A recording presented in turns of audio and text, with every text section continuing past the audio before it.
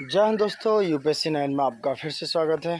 तो यहाँ तो हम साइंस के क्वेश्चंस कर रहे थे जो PYQs हैं। Is very important for every exam, चाहे उत्तर प्रदेश PCS है, RO या उत्तराखंड PCS या कोई भी वनडे एग्जाम है।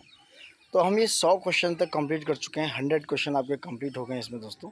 तो ये क्वेश्चन था काफ़ी इंपॉर्टेंट, हम पिछले वीडियो में कर चुके हैं। आप देख सकते हो, प्लेलिस्ट हमने पूरी तरीके से बना रखी है, तो वहाँ विजिट कर सकते हो आप। और उससे पहले एक वही निवेदन है, लाइक शेयर सब्सक्राइब ज़्यादा से ज़्यादा कीजिएगा दोस्तों, अगर वीडियोज़ में हमारे दम लग रहा है, अच्छा लग रहा है तो। ठीक है, तो नेक्स्ट क्वेश्चन आपका स्क्रीन पे है 101। देखते हैं क्या है। निम्नलिखित कथनों में से कौन सा सही है, कौन सा कथन सही है, इनके बारे में बात करना दोस्तों। ठीक है, कौन सा कथन सही है इसके बारे में हम बात करेंगे। तो यह मानव शरीर में उर्वका यानी कि जो फीमर है सबसे लंबी अस्थि यानी कि हड्डी है। दूसरा है हैजा रोग, यानी कि जो हैजा रोग है जीवाणु के द्वारा होता है। तीसरा है एथलीट फुट रोग विषाणु के द्वारा होता है दोस्तों। तो कह रहे हैं कौन सा इसमें से सही है दोस्तों। देखो, मानव शरीर में जो फीमर है यानी कि जो जांग के पास होती है, जांग की हड्डी, वो सबसे लंबी होती है, बात सही है। वहीं हैजा रोग की बात करें, ये एक बैक्टीरिया के द्वारा होता है, ये बात भी सही है। बट दोस्तों, एथलीट फुट एक फंगस की बीमारी है, कवकीय बीमारी है, तो कवक के द्वारा होती है, तो ये विषाणु के द्वारा नहीं होती, ये गलत हो गया। तीसरा गलत होने के कारण क्या है, सारे गलत हो जाते हैं। सी इज़ द राइट आंसर। इनकी फीमर घुटने से कोलों तक फैली हुई शरीर की सबसे लंबी और मजबूत हड्डी है। हैजा जैसी इसे एशियाई महामारी के रूप में भी जाना जाता है। एक संक्रामक रोग है जो विब्रियो कोलेरा नामक जीवाणु के कारण होता है। एथलीट फुट एक कवकीय संक्रमण है जो पैर की उंगलियों और कभी कभी पैर के अन्य भागों के बीच नरम क्षेत्रों में प्रभावित करता है दोस्तों, जो फंगस के कारण होता है। ठीक, क्वेश्चन नंबर है नेक्स्ट। निम्नलिखित में से कौन सा सुमेलित नहीं है, यानी कि which is not correctly matched, इनमें से पूछ रहा है। देखो, स्वप्रतिरक्षित रोग जिसे बोलते हैं संधिवात, संधिशोथ, कई बार इंग्लिश में भी पढ़ लीजिए करें, क्योंकि पेपर में इंग्लिश में भी चीज़ें कई बार समझ में आती हैं हिंदी के कंपैरिजन में। ठीक है, मैं कह रहा है आनुवंशिक रोग, यह है क्षय रोग। टीबी जो है आनुवंशिक रोग नहीं है, क्योंकि टीबी एक बैक्टीरिया के द्वारा, जिसे ट्यूबरक्लोसिस क्लस्टरडाई समथिंग लाइक दैट, ऐसा कुछ बैक्टीरिया होता है, उसके द्वारा टीबी हो जाता है, तो आनुवंशिक रोग नहीं है। तो ऑप्शन यहाँ से निकल के आ गया कि बी नहीं इसमें सुमेलित है। पामा रोग चिंचड़ी के द्वारा, ठीक है। मानसिक रोग मनोविदलता के द्वारा। देखो, ARO का क्वेश्चन है वेरी वेरी इंपॉर्टेंट, और ऐसा क्वेश्चन है कि आप इजीली इसको हिट नहीं कर पाओगे। ठीक है, तो B is the right answer, यानी कि बी इसमें सुमेलित नहीं है। जो तपेदिक अथवा क्षय रोग जो होता है, जिसे जीवाणु जनित बोलते हैं, जीवाणु के द्वारा होता है दोस्तों। ठीक है, ना कि आनुवंशिक रोग है। बाकी क्या आप पढ़ चुके हैं। नेक्स्ट क्वेश्चन है आपका 103।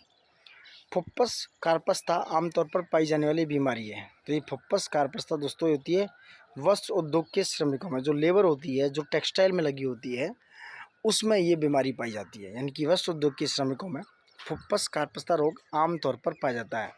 इस रोग से ग्रस्त मनुष्य जो होता है, फुप्पस जो ऊतक हैं उसके, जो फुप्पस टिश्यूज़ हैं, उसके क्षय के कारण, उसके कमी के कारण निश्चित ऑक्सीजन जो अवशोषित करनी चाहिए, यानी कि ऑक्सीजन की पूर्ति नहीं कर पाते हैं, क्योंकि जो लंग्स हैं आपके, वो ऑक्सीजन की पूर्ति की क्या करते हैं, कंप्लीट करते हैं। जिसके कारण क्या होता है, रुधिर जो है तुम्हारा संतृप्त नहीं हो पाता है, यानी कि ब्लड जो है पूरी तरीके से सेचुरेशन की क्रिया में नहीं पहुंच पाता है दोस्तों। ठीक है, इसलिए क्या होता है, आपकी जो ब्रीथिंग है उसमें प्रॉब्लम आती है, श्वसन दर की संख्या बढ़ जाती है, जल्दी जल्दी लंबी लंबी सांसें लेते हैं। तो ये उस तरह की बीमारी है फुप्पस कार्पस्था। Next question. निम्नलिखित में से कौन सा रोग वायरस यानी कि विषाणु के द्वारा नहीं होता है। देखो, जैसा कि देखा हमने, पोलियो, चेचक, एड्स, मम्प्स, खसरा, समथिंग लाइक दैट, ये सारी बीमारियां, डेंगू, है ना, ये सब एक वायरस के लक्षण, एक वायरस के द्वारा प्रभावित होते हैं। ये जो क्षय रोग है, जैसे टीबी है, इसे बोलते हैं टीबी। टीबी जो है दोस्तों, ये जो है एक बैक्टीरिया के कारण होता है। जीवाणु से होने वाले कुष्ठ रोग, जैसे सिफिलिस भी जीवाणु से होता है, याद रखना, सिफिलिस, कुष्ठ रोग, ठीक है, डिफ्थीरिया, निमोनिया, निमोनिया जो सुधा इम्पैक्ट बाय द बैक्टीरिया, ठीक है, प्लेग, काली खांसी, ये क्या है, आदि शामिल है दोस्तों। ठीक, नेक्स्ट क्वेश्चन की बात करें। निम्नलिखित में से क्या जीवाणु द्वारा नहीं होता है, यानी कि जीवाणु के द्वारा इनमें से क्या नहीं होता। जैसा कि हम बात करते हैं, खसरा एक वायरस के द्वारा प्रभावित बीमारी है, खसरा। टिटनेस आपका जीवाणु, प्लेग जीवाणु, कुष्ठ जीवाणु, जैसा कि हम ऊपर देख चुके हैं। तो खसरा जीवाणु द्वारा नहीं होता। मानव शरीर में जीवाणु द्वारा होने वाले जो रोग हैं उसे बोलते हैं एंथ्रेक्स, सुजाक, प्लेग, टिटनेस, कुष्ठ, रोमेटिक ज्वर, टीबी, टाइफाइड, हैजा, डिप्थीरिया, निमोनिया, रिकेट्स, सिफिलिस, काली घांसी आदि। जो विषाणु से होने वाली बीमारियां हैं रेबीज, खसरा, हर्पीज, मेनिनजाइटिस। याद रखना, मेनिनजाइटिस एक वायरस की बीमारी है। हेपेटाइटिस, ट्रोकोमा, पोलियो, एड्स, चेचक, डेंगू, ज्वर, गलसुआ, इन्फ्लुएंजा, वेरी वेरी इंपॉर्टेंट। तो ये सारी बीमारियां जो हमने अभी बताई हैं ये एक वायरस के द्वारा प्रभावित होती हैं दोस्तों। नेक्स्ट क्वेश्चन, मधुमेह यानी कि डायबिटीज के रोगी में निम्नलिखित में से कौन से लक्षण होते हैं? देखो, डायबिटीज के जो लक्षण हैं, डायबिटीज के रोगी में जो लक्षण हैं वो होते हैं, उसको प्यास ज़्यादा लगती है, टॉयलेट यानी कि पेशाब की बारंबारता, इसकी फ्रिक्वेंसी बढ़ जाती है, भूख का अधिक लगना।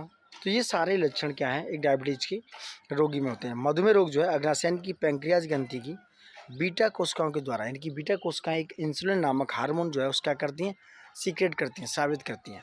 उसके परिणाम और गुणात्मक रूप से कम हो जाती है, यानी कि इंसुलिन कम मात्रा में रिलीज होता है वहाँ से। और क्या होता है, वहीं ब्लड में इंसुलिन जो है ब्लड कंट्रोल करता है, ब्लड को कैलकुलेट करता है। उसके कारण क्या होता है, रक्त में शर्करा यानी ग्लूकोज की मात्रा बढ़ जाती है और अतिरिक्त शर्करा मूत्र मार्ग से,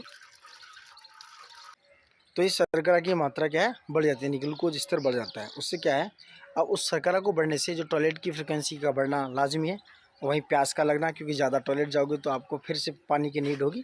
तो इस तरह की क्रियाएँ होती रहती हैं दोस्तों। ठीक है, नेक्स्ट क्वेश्चन है आपका, निम्नलिखित में से कौन सा योग सुमेलित है? इनमें से कौन सा मैच है? निमोनिया फेफड़ों की बीमारी है, बिल्कुल सही। मोतियाबिंद थायराइड ग्रंथि है, नहीं। मोतियाबिंद दोस्तों आँख की बीमारी है। पीलिया थायराइड ग्रंथि की है। मधुमेह पैंक्रियाज का है। पीलिया यकृत का है। ठीक है, तो इस तरह से कुछ तरह क्वेश्चन आते हैं आपके। तो फुफ्फुस शोथ यानी कि फुफ्फुस प्रदाह इसे बोलते हैं, फुफ्फुस शोथ या प्रदाह इसको निमोनिया बोलते हैं। ये फेफड़े यानी लंग्स की प्रॉब्लम है। इसकी सूजन की एक परिस्थिति होती है कि स्वेलिंग आ जाती है लंग्स पे। ठीक है, उसके जो एल्वोली होती हैं उस पर इम्पैक्ट पड़ता है दोस्तों। ठीक, नेक्स्ट स्टेप, मुख्य रूप से ये विषाणु या जीवाणु और आमतौर पर सूक्ष्म जीव कुछ दवाओं और परिस्थितियों जैसे स्व प्रदर्शित रोगों द्वारा संक्रमण से होती है। ठीक है, आम लक्षणों की बात करें, खांसी है, सीने का दर्द, बुखार और सांस लेने की कठिनाई शामिल है दोस्तों। ठीक है, नेक्स्ट क्वेश्चन है, ये भी आपको मैच करनी है सूची 1 से सूची 2 को। ओटिटिस क्या है दोस्तों? ओटिटिस क्या होता है, ये आपके कान से संबंधित है। ठीक है, इंसेफ्लाइटिस ये मस्तिष्क से है। लेरिंगाइटिस किससे? गले से। बहुत इंपॉर्टेंट क्वेश्चन है। लेरिंगाइटिस गले से है और हेपेटाइटिस किससे? लिवर से। समझ रहे हैं आप? ओटिटिस कान से हो गया, इंसेफ्लाइटिस मस्तिष्क से, लेरिंगाइटिस हो गया गला से, हेपेटाइटिस हो गया यकृत लिवर से दोस्तों। तो ये मैचिंग का क्वेश्चन था, वेरी इंपॉर्टेंट और थोड़ा सा टफ भी हो सकता है क्वेश्चन। अब हम बात करें ये किससे होता है, ये किससे होता है, क्या नाम है, ये मैचिंग का क्वेश्चन था, ये किससे है देखते हैं। ठीक है, मैचिंग का क्वेश्चन। ठीक, हाँ, तो ये मलेरिया है। मलेरिया किससे होता है? ठीक है, तो ये मलेरिया एनाफिलिस से, कालाजार सैंडल से, डेंगू चीता मच्छर से, इंसेफ्लाइटिस होता है क्यूलेक्स नामक मच्छर से दोस्तों। ठीक है, तो मैचिंग में आ गया, देख लेना आप कौन सा है, कौन सा किससे मैच कर रहा है। ठीक, मलेरिया एनाफिलिस से हो गया, सैंडफ्लाई कालाजार यानी बलू मच्छर, डेंगू चीता टाइगर मच्छर और इंसेफ्लाइटिस क्यूलेक्स से हो गया दोस्तों। ठीक, नेक्स्ट क्वेश्चन है आपका, असुमेलित यानी कि इनमें से कौन सा सुमेलित नहीं है, उस जोड़े की पहचान करनी है आपको। इटाइटाई रोग कैडमियम प्रदूषण से होता है, सही है। मिनीमाता पारा यानी कि मरकरी के प्रदूषण से, बिल्कुल। नॉक्सी जो रोग है, नॉकनी रोग जो है वो शीशा प्रदूषण के कारण नहीं, ये रोग फ्लोराइड के कारण होता है दोस्तों। सो सी इसमें मैच नहीं है, किसके कारण? ये फ्लोराइड से कारण होता है। वहीं ब्लू बेबी सिंड्रोम भी नाइट्रेट प्रदूषण है, NO3 के द्वारा होता है, NO3। तो नॉकनी रोग जो है शीशा प्रदूषण के कारण नहीं होता, यह रोग फ्लोराइड के कारण होता है। इटाइटाई रोग कैडमियम प्रदूषण के कारण और मिनीमाता रोग पारा प्रदूषण के कारण होता है। ब्लू बेबी सिंड्रोम नामक रोग नाइट्रेट प्रदूषण के कारण होता है दोस्तों। ठीक है, ये कंप्लीट मैच हो गया। देख रहे हैं आप, क्वेश्चन का लेवल का भी अच्छा है। नेक्स्ट, निम्नलिखित में से किस रोग का प्रतिजैविक यानी कि एंटीबायोटिक के द्वारा निदान नहीं किया जा सकता? यानी कि आप एंटीबायोटिक्स दे रहे हैं फिर भी आप उस रोग को ख़त्म नहीं कर सकते हैं, उसको क्योर नहीं कर सकते हैं। तो यह दोस्तों आपका खसरा एक वायरस से जनित बीमारी है। आप बिल्कुल भी एंटीबायोटिक देने के बाद इस रोग का कोई भी निदान, कोई भी क्योर नहीं कर सकते हैं। जैसे कि टीबी की बात करें, टिटनेस, हैजा, डिप्थीरिया, डिफ्थीरिया है, सिफिलिस, कुष्ठ रोग, ये सब क्या है, बैक्टीरियल बीमारियां, बैक्टीरिया से होने वाली समस्या है, जिसको आप एंटीबायोटिक देके प्रतिजैविक के द्वारा ठीक कर सकते हो। जबकि वायरस यानी कि खसरा एक वायरस जनित रोग है, जिसके लिए प्रतिजैविक यानी कि एंटीबायोटिक के द्वारा कुछ भी नहीं किया जा सकता है। नेक्स्ट क्वेश्चन, निम्नलिखित में से कौन सा आनुवंशिक यानी कि हेरिडिटी रोग नहीं है? कौन सा नहीं है दोस्तों? रतौंधी। रतौंधी आँख का रोग है, बाकी की रंजकहीनता, हीमोफीलिया और वर्णांधता ये हेरिडिटी यानी कि आनुवंशिक रोग है। आनुवंशिक रोग वे होते हैं जो माता पिता या पूर्वजों के द्वारा अपनी संतानों में यानी अपने आगे की आने वाली पीढ़ियों में परिणित हो जाता है, उनमें लक्षित होता है, उनमें दिखने लगता है। जैसे रंजकहीनता है, एक हीमोफीलिया है, वर्णांधता, अल्काप्टोनोरिया है, फेनिलकेटोनोरिया, डाउन सिंड्रोम और एरिथ्रोब्लास्टोसिस आदि एक हेरिडिटरी आनुवंशिक रोग है। जबकि रतौंधी जो है विटामिन ए की कमी से होने वाला रोग है दोस्तों, विटामिन ए की कमी से होने वाला रोग है दोस्तों, ठीक है। नेक्स्ट क्वेश्चन आपका 113 सल्फा ड्रग के बारे में कि which of the following types of drug, sulfa drug किस प्रकार की औषधि है दोस्तों, ठीक है। क्वेश्चन नंबर 1 ये एंटीबैक्टीरियल है, प्रतिजीवाणु, जैसे कि हमने देखा था। सल्फा ड्रग को सल्फोनामाइड भी कहा जाता है दोस्तों। नेक्स्ट क्वेश्चन, क्वेश्चन नंबर है 114 सिनोवैक के बारे में, कोविड-19 के लिए दिया जाने वाला सिनोवैक है। देखो 22 में आया हुआ क्वेश्चन है, इज़ वेरी इंपॉर्टेंट। तो सिनोवैक संपूर्ण वायरस का टीका यानी कि होल वायरस वैक्सीन होती है। कोविड-19 के लिए दिया जाने वाला सिनोवैक संपूर्ण वायरस का टीका है। सिनोवैक वैक्सीन चाइना की एक कंपनी थी, चाइना की आधारित एक कंपनी थी सिनोवैक, उसके द्वारा कोविड-19 के दौरान विकसित की गई थी दोस्तों, ठीक है। नेक्स्ट क्वेश्चन, स्टैटिन जिसका प्रयोग रक्त में कोलेस्ट्रॉल स्तर कम करने हेतु। अब बात आती है कि स्टैटिन पूछ लिया था कि स्टैटिन किस काम आता है, स्टैटिन का यूज किस प्रयोग कर सकते हो। तो सबसे पहले क्वेश्चन ये बन गया कि स्टैटिन आप दोस्तों रक्त में ब्लड में कोलेस्ट्रॉल लेवल को कम करने के लिए कर सकते हो। तो स्टैटिन किससे प्राप्त किया जाता है, क्वेश्चन यहाँ है कि स्टैटिन को उत्पन्न करने के लिए किसकी जरूरत है। तो स्टैटिन को आप दोस्तों खमीर ईस्ट के द्वारा प्रोड्यूस कर सकते हो। स्टैटिन जिसका प्रयोग रक्त कंट्रोल यानी कि ब्लड को कंट्रोल ब्लड लेवल में जो कोलेस्ट्रॉल लेवल है उसको कंट्रोल करने के लिए किया जाता है दोस्तों, ठीक है। इसका क्या है, स्टैटिन के द्वारा गैर जरूरत कोलेस्ट्रॉल को शरीर से बाहर निकालना है, यानी कि जो गैर बिना यूज का जो कोलेस्ट्रॉल उसको बाहर ये कर देता है। नेक्स्ट क्वेश्चन, देखो दोस्तों ये वीडियो अच्छे लग रहे हैं तो लाइक शेयर सब्सक्राइब प्लीज़ ज़रूर कर दीजिएगा, उससे कुछ जाएगा नहीं, आपको एक बटन दबाना है और थोड़ा सा बस अपने दोस्तों तक, जब आप चाहते हैं कि सबका भला हो, सब भला तो आप भला, जग भला तो सब भला, वो वाला सिचुएशन है, तो आप इसको शेयर सब्सक्राइब जरूर कर सकते हैं। क्वेश्चन नंबर नेक्स्ट, प्रतिरक्षी प्रोटीन जो कोशिकाओं की विषाणु संक्रमण से रक्षा करती है, तो ऐसी कौन सी प्रोटीन है, यह है इंटरफेरॉन। इंटरफेरॉन जो है वो क्या है, विषाणु संक्रमण से रक्षा करती है। तो प्रतिरक्षी प्रोटीन जो कोशिकाओं के विषाणु संक्रमण से रक्षा करता है, इंटरफेरॉन है। जब एक वायरल संक्रमण द्वारा शरीर की कोशिकाओं पर हमला किया जाता है तो कोशिका यानी कि जो सेल हैं इसके जवाब में इंटरफेरॉन नामक एक एंटीवायरल प्रोटीन का प्रोड्यूस करती है, यानी कि एंटीवायरल प्रोटीन बना लेते हैं, एंटीवायरल प्रोटीन बना लेते हैं दोस्तों। इंटरफेरॉन संक्रमित और मरने वाले मेजबान कोशिकाओं से रिलीज किया जाता है। इंटरफेरॉन जीवित कोशिकाओं का वायरस के संक्रमण के लिए प्रतिरोधी बना देता है। बुखार इंटरफेरॉन के उत्पादन को बढ़ाता है। मनुष्यों में इंटरफेरॉन में 3 समूह होते हैं, जैसे ए श्वेत रुधिर कोशिकाओं से इंटरफेरॉन, पी संयोजी ऊतक फाइब्रोब्लास्ट से इंटरफेरॉन, टी लिम्फोसाइटों से इंटरफेरॉन। इस तरह का क्वेश्चन है, वेरी इंपॉर्टेंट है दोस्तों।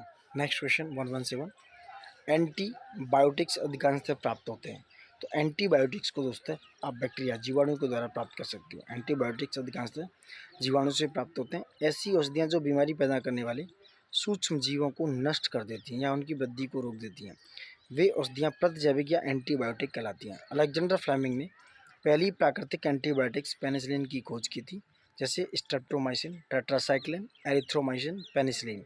ये सारी एंटीबायोटिक्स हैं दोस्तों।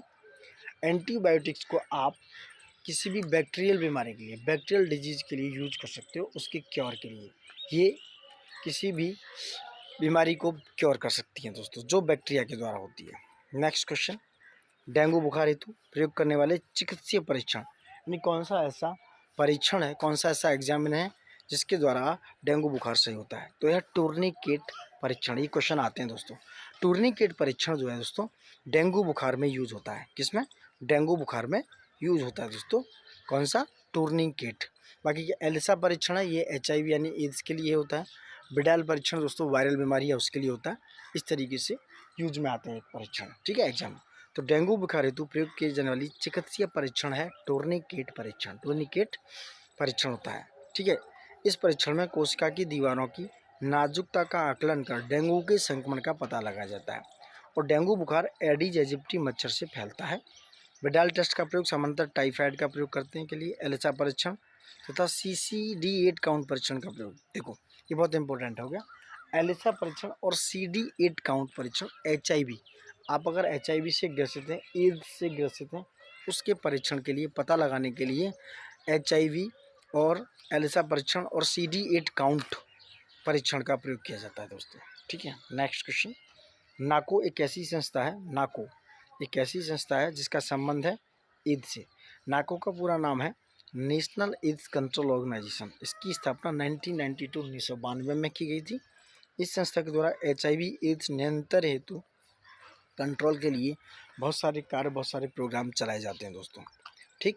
नेक्स्ट क्वेश्चन, मानव शरीर के भीतर भाग में रोगों की पहचान की जाती है, यानी कि मानव की बॉडी में जो क्या क्या प्रॉब्लम्स हैं, क्या क्या रोग हैं, वो एंडोस्कोपी के द्वारा। आप एंडोस्कोपी कराएंगे, एंडोस्कोप कराएंगे तो आपको ये पता चलेगा कि आपकी बॉडी में क्या क्या प्रॉब्लम्स हैं। तो एंडोस्कोपी या इसे बोलते हैं गुहांतदर्शी एक प्रकाशित ऑप्टिकल, आमतौर पर पतला और ट्यूबरलेस चिकित्सा उपकरण है जिसकी सहायता से अंदर आपकी बॉडी के ऑर्गन्स के बारे में पता चलता है। नेक्स्ट क्वेश्चन, पेसमेकर निम्नलिखित में से किस नाम से जाना जाता है? तो पेसमेकर को दोस्तों SA नोड्स नाम से जानते हैं। पेसमेकर को ऐसे नोड्स नाम से जाना जाता है। पेसमेकर एक कृत्रिम यंत्र है। यह यंत्र हृदय की जो असामान्य, हृदय में हार्ट में जो असामान्य गति होती है, हार्ट अटैक वाले लोगों में जो असामान्य क्रियाएं होती हैं, उसको प्रयोग करने के लिए, उसको सामान्य लाने के लिए, उसको सही करने के लिए ये पेसमेकर का यूज किया जाता है दोस्तों, ठीक है। नेक्स्ट क्वेश्चन, टीबी के परीक्षण हेतु, यानी कि क्षय रोग, टीबी के परीक्षण हेतु विशिष्ट परीक्षण है यह मेंटॉक्स नाम का एक परीक्षण है जिसमें टीबी का जांच होता है। तो टीबी की जांच के लिए मेंटॉक्स का परीक्षण किया जाता है। यह एक संक्रामक यानी बैक्टीरियल बीमारी है जिसे माइकोबैक्टीरियम ट्यूबरकुलोसिस नामक जीवाणु से होती है दोस्तों। 1882 में जर्मन वैज्ञानिक रॉबर्ट कोच ने टीबी के जीवाणु की खोज की, ठीक है। इसे यक्ष्मा या काक रोग भी कहा जाता है। कई बार आता है क्वेश्चन में कि यक्ष्मा या काक रोग किसे कहते हैं, तो टीबी ही है जिसे यक्ष्मा और काक रोग कहा जाता है दोस्तों। नेक्स्ट क्वेश्चन, नवजात शिशु को ट्रिपल एंटीजन वैक्सीन निम्नलिखित में से किन रोगों से प्रतिरक्षा, यानी किस रोगों से रक्षा करने के लिए लगाई जाती है? तो ट्रिपल एंटीजन वैक्सीन को दोस्तों कुकर खांसी, टिटनेस तथा डिप्थीरिया रोगों से बचाने के लिए लगाई जाती है। तो नवजात शिशु को ट्रिपल एंटीजन का वैक्सीन उसे कुकर खांसी, टिटनेस और डिप्थीरिया, इन तीनों रोगों से प्रतिरक्षा करने हेतु लगाई जाती है। टीबी से प्रतिरक्षा के लिए BCG का टीका लगाया जाता है दोस्तों, ठीक है। नेक्स्ट, BCG का टीका नवजात शिशु को कितने दिन के भीतर लगाना चाहिए? जन्म के तुरंत बाद। Question is very important. BCG का टीका जन्म के तुरंत बाद नवजात शिशु को लगा देना चाहिए दोस्तों।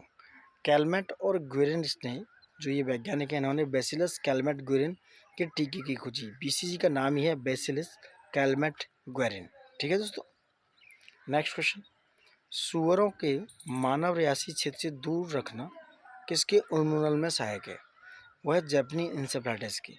नहीं, आप सूअरों को जहाँ पे लोग रह रहे हैं, यहाँ पे आबादी है, वहाँ से दूर रखने के लिए, क्योंकि अगर सूअरों को अपने आसपास रखोगे तो वहाँ पे जापानी इंसेफ्लाइटिस नाम की एक बीमारी हो जाती है दोस्तों, ठीक है।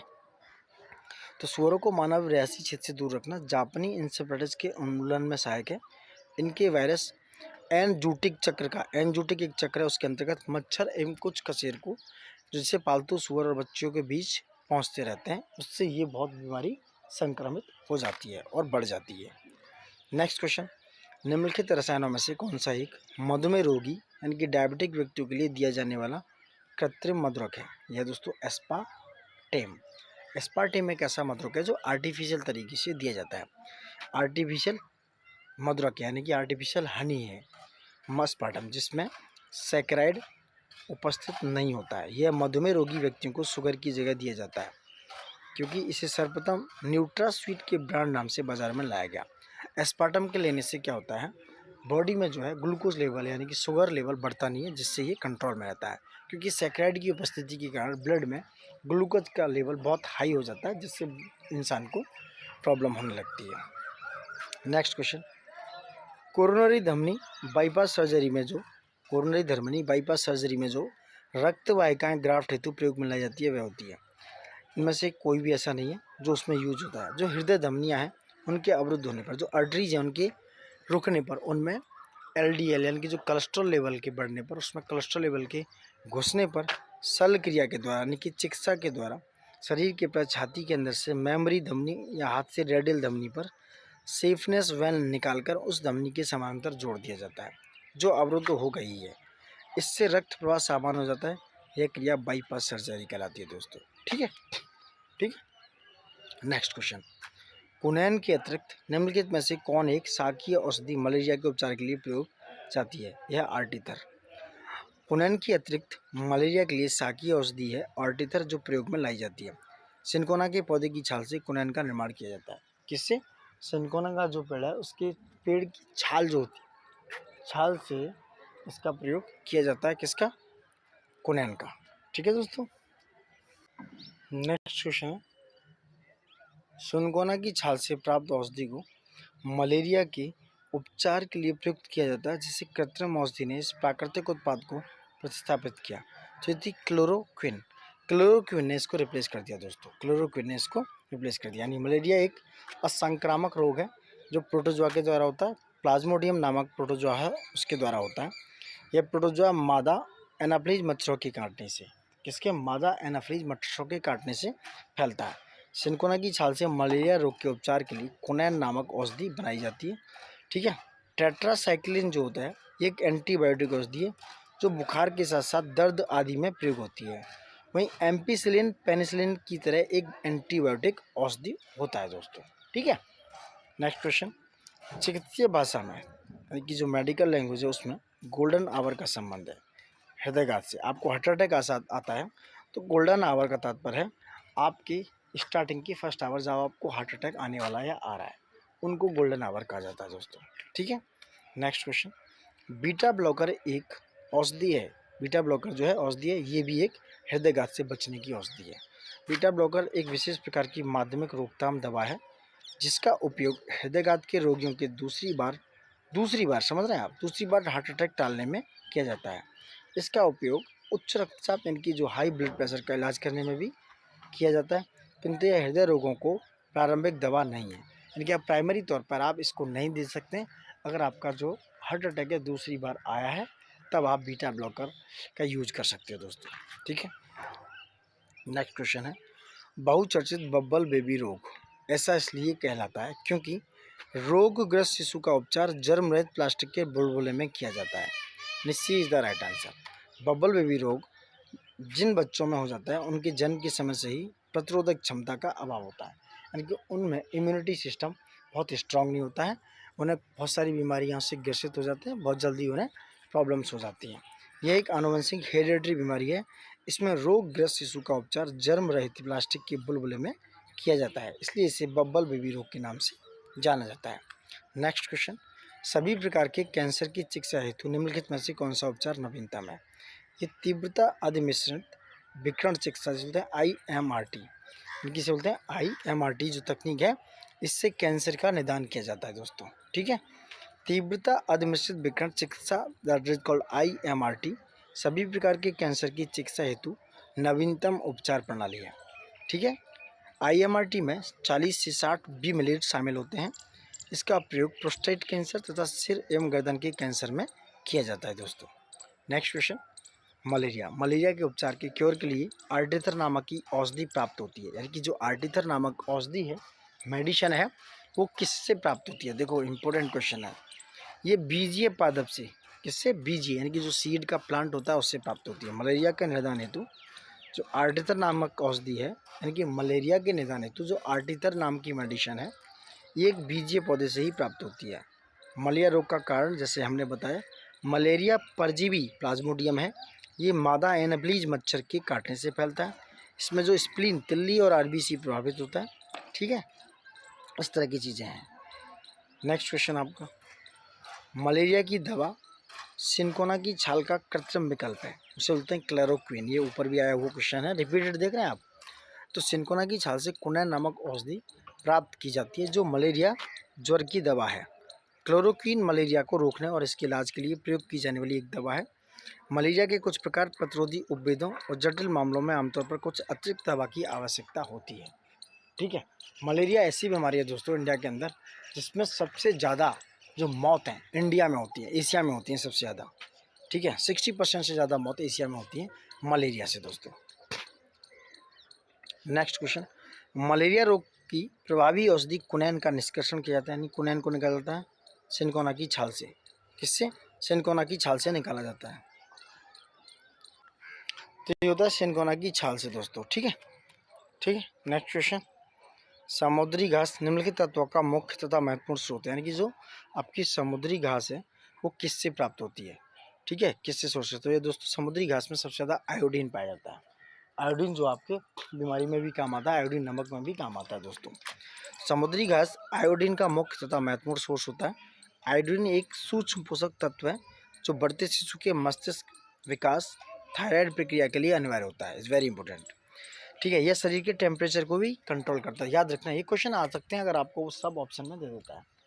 नेक्स्ट क्वेश्चन, आयोडीन की कमी से घेंगा नामक रोग होता है। चूँकि आयोडीन शरीर में जमा नहीं रह सकता है इसलिए दैनिक आधार पर लेना पड़ता है, जैसे कि आप रोज खाने में या कई तरह तरह की चीज़ों में नमक लेते हैं दोस्तों, ठीक।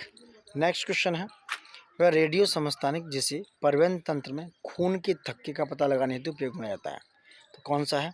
खून का थक्का अगर आपकी बॉडी में है तो उसका पता लगाने के लिए कौन सा समस्थानिक का आइसोटोप है? वो है दोस्तों सोडियम 24।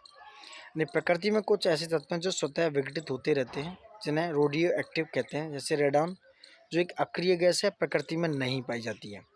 यह उच्च रेडियो एक्टिव है जिसका शीघ्रता से क्षय होता है।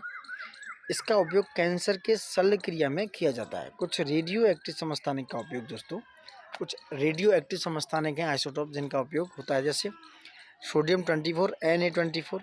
ये परिसंचरण तंत्र में रक्त के थक्का का पता लगाने में यूज होता है। वहीं फास्फोरस 32, P32 रुधिर की खराबी से उत्पन्न रोगों तथा ल्यूकीमिया जो ब्लड कैंसर होता है उसके उपचार में यूज होता है। वहीं आयोडीन 131 थायराइड ग्रंथि का विकार हेतु ज्ञात करने के लिए यूज होता है। वहीं आयरन 59, Fe59 और रक्तता के रोग ज्ञात करने के लिए, कोबाल्ट 60 कैंसर के उपचार में, C14 कार्बन काल के निर्धारण में होता है। वहीं आर्सेनिक 14 दोस्तों त्वचा संबंधी रोगों के लिए यूज होता है दोस्तों, स्किन से संबंधित रोगों के लिए आर्सेनिक 14 यूज होता है। ये सारे क्वेश्चन देखो रिपीट होने के पूरे चांस हैं और हो सकते हैं, तो प्लीज़ इनको मिस मत कीजिएगा, ठीक है। वहीं नेक्स्ट क्वेश्चन, रक्त कैंसर जैसे कि ल्यूकीमिया बीमारी की रोकथाम के लिए प्रयोग किए जाने वाला रेडियो समस्थानिक है, जैसा कि आपने ऊपर पढ़ा फास्फोरस 32। फास्फोरस 32 जो है ल्यूकीमिया बीमारी की रोकथाम के लिए प्रयोग किए जाने वाला एक रेडियो समस्थानिक है, यानी कि रक्त कैंसर ल्यूकीमिया बीमारी की रोकथाम के लिए फास्फोरस 32 नामक रेडियो समस्थानिक का प्रयोग करते हैं। आयोडीन 31 थायराइड ग्रंथि, सोडियम 24 रक्त व्यतिक्रम, कोबाल्ट 60 कैंसर, आर्सेनिक 74 ट्यूमर की पहचान के लिए। 140 क्वेश्चन भी दे सकते हैं। ट्यूमर संश्लेषण होता है आर्सेनिक 74 से दोस्तों। नेक्स्ट क्वेश्चन, आर्सेनिक 74 से क्या होता है बताइए। कोबाल्ट 60 आयोडीन से क्या होता है? देखो आर्सेनिक 74 से होता है आपका सोडियम 24 से, आयोडीन से, कोबाल्ट 60 से ट्यूमर होता है दोस्तों। रिपीटेड क्वेश्चन था, निम्नलिखित में से कौन सुमेलित नहीं है? तो देखो कोबाल्ट 60 शरीर के अंतर्गत के अर्बुद का यानी कि उपचार है जो होता है। आयोडीन से थायराइड अर्बुद का, थायराइड की प्रॉब्लम्स। फास्फोरस 32 स्वेच्छता का उपचार, तो ये होता है। वहीं गोल्ड की बात करें, गोल्ड जो है 198 रेटिना दोषों का उपयोग के लिए नहीं, गोल्ड 198 प्रोस्टेट कैंसर के इलाज में प्रयुक्त होता है दोस्तों। क्योंकि इस तरह के क्वेश्चन हैं जो काफ़ी बार कन्फ्यूजन क्रिएट कर देते हैं, तो दोस्तों ज़रूर आपको देखते रहने चाहिए, बने रहने चाहिए, ये अच्छे क्वेश्चन हैं। नेक्स्ट क्वेश्चन, इलेक्ट्रॉन किरण चिकित्सा एक प्रकार की विकिरण चिकित्सा है, ठीक है, जिसके द्वारा उपचार किया जाता है। अगर इलेक्ट्रॉन जो है इलेक्ट्रॉनिक्स प्रक्रिया से आप किस प्रॉब्लम्स का उपयोग कर सकते हैं, किसका कर सकते हैं? ये विशेष प्रकार के कैंसरों में यूज होता है। इलेक्ट्रॉन जो किरण चिकित्सा है एक प्रकार की विकिरण चिकित्सा है, इससे कैंसर का उपचार किया जाता है। कोशिकाओं में असमान वृद्धि को कैंसर कहते हैं दोस्तों। ठीक है, नेक्स्ट क्वेश्चन, अस्पताल के निम्नलिखित में से किस विभाग में कैथ लैब होगी? दोस्तों कैथ लैब जो होता है कार्डियोलॉजी, हार्ट के लिए होती है, कैथ लैब कार्डियोलॉजी विभाग में होगी। अस्पताल की कार्डियोलॉजी विभाग में कैथ लैब होती है। ये एक परीक्षण कक्ष है जिसमें डायग्नोस्टिक इमेजिंग उपकरण होते हैं जो दिल की धमनियों और कक्षों की कल्पना करते हैं और किसी भी असामान्यता का इलाज करते हैं दोस्तों। नेक्स्ट, निम्नलिखित में से किसकी जांच के लिए एलिसा परीक्षण कराया जाता है? यह एड्स, जैसे कि ऊपर हम बात कर चुके हैं, एलिसा परीक्षण एड्स की बीमारी का पता लगाने के लिए यूज होता है दोस्तों। ठीक है, एलिसा परीक्षण का नाम है एंजाइम लिंक्ड इम्यूनोसोर्बेंट एसे परीक्षण है, एड्स की पहचान के लिए यूज होता है, जिसका कारण है HIV वायरस। इसमें होता क्या है, श्वेत रुधिर कणिकाएं यानी कि WBC प्रभावित होती हैं दोस्तों। नेक्स्ट क्वेश्चन, निम्नलिखित में से किसकी क्रियाविधि रिकॉर्ड करने हेतु EEG किया जाता है? EEG होता है दोस्तों मस्तिष्क का, मस्तिष्क की क्रियाविधियों का रिकॉर्ड करने वाला उपकरण EEG दैट इज कॉल्ड इलेक्ट्रोइंसेफेलोग्राम है, जबकि ECG जो है इलेक्ट्रोकार्डियोग्राफ हृदय की क्रियाविधि का रिकॉर्ड करता है। स्टेथोस्कोप द्वारा फुफ्फुस का रिकॉर्ड किया जाता है, किसका? फुफ्फुस का, लंग्स का रिकॉर्ड किया जाता है। नेक्स्ट, निम्नलिखित में से किसकी पुष्टिकरण हेतु विडाल टेस्ट किया जाता है? तो विडाल टेस्ट दोस्तों ऐसे की बात कर रहे थे हम, ये टाइफाइड नाम की बीमारी के लिए, टाइफाइड होता है उसके लिए रोगी की जांच के लिए किया जाता है। इसमें O और H एंटीजन में 180 से ज़्यादा अनुपात पाने पर टाइफाइड होने की पुष्टि होती है। MRI निम्न में से क्या है? MRI का फुल फॉर्म है मैग्नेटिक रेजोनेंस इमेजिंग। ये कई बार क्वेश्चन आया है कई एग्जाम्स में। MRI मैग्नेटिक रेजोनेंस इमेजिंग को MRI बोलते हैं दोस्तों। वहीं गति प्रेरक that is called pace maker का कार्य क्या होता है? पेस मेकर जो एक आर्टिफिशियल हार्ट है, एक तरीके का कृत्रिम हार्ट है, यह हृदय स्पंदन को नियमित करता है दोस्तों। पेस मेकर एक प्रकार का यंत्र है जो सिरा आनंद नोड को त्वरित करके दिल में आवेग उत्पन्न करता है। इसकी सहायता से हृदय स्पंदन को नियमित किया जाता है दोस्तों। Next question and the last question of the day, आज के ये चैप्टर का आज का ये लास्ट क्वेश्चन होगा। ठीक है, मानव शरीर के भीतरी भाग में रोगों की पहचान की जाती है। तो पहले भी एक क्वेश्चन आ चुका है, रिपीटेड क्वेश्चन है, देख रहे हैं आप, बार बार रिपीट होते हैं। तो ये एंडोस्कोपी के द्वारा, एंडोस्कोपी कराएंगे तो आप मानव बॉडी में, ह्यूमन बॉडी के भीतर जितने भी रोग हैं उनकी पहचान कर पाएंगे। किसके? एंडोस्कोप के द्वारा। एंडोस्कोप में मानव शरीर के भीतरी भाग में विद्यमान रोगों की पहचान की जाती है दोस्तों। ठीक है, तो 150 तक यहाँ कंप्लीट कर चुके हैं दोस्तों। वेरी वेरी इंपॉर्टेंट क्वेश्चन हैं, आप मिस मत कीजिएगा क्योंकि ये क्वेश्चन बहुत ही ज़्यादा ज़रूरी है आपके एग्ज़ाम्स के लिए। ठीक है, और सबसे एक ही वही रिक्वेस्ट है, शेयर सब्सक्राइब लाइक करते रहिएगा ज़्यादा से ज़्यादा। ठीक है, thank you for watching it and जय हिंद दोस्तों।